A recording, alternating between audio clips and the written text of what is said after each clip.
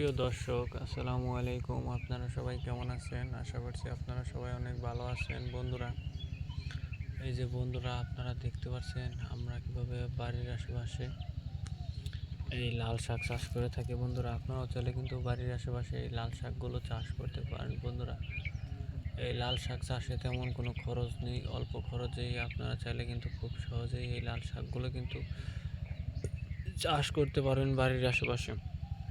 তো আমরা নিজেরাই কিন্তু এই লাল শাকগুলো চাষ করে থাকি। তো আপনারাও চাইলে কিন্তু এই লাল শাকগুলো কিন্তু চাষ করতে পারেন। এই যে অত্যন্ত উপকারী এই লাল শাক কিন্তু গ্রামগঞ্জের কৃষকেরাই বাড়ির আশেপাশে চাষ করে থাকে। তো আমরাও কিন্তু নিজেরাই কিন্তু বাড়ির আশেপাশে চাষ করে থাকি। তো দেখে নিন বন্ধুরা,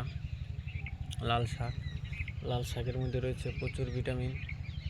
তো ওই অত্যন্ত উপকারী লাল শাক কিন্তু গ্রামগঞ্জের কৃষকেরাই বাড়ির আশেপাশে চাষ করে থাকে। তা আপনারাও চলে কিন্তু চাষ করতে পারেন খুব সহজেই। তো বন্ধুরা, লাল শাক কিন্তু আমরা নিজেরাই কিন্তু চাষ করে থাকি বাড়ির আশেপাশে। আপনারাও কিন্তু চাইলে কিন্তু এই লাল শাকগুলো কিন্তু চাষ করতে পারেন।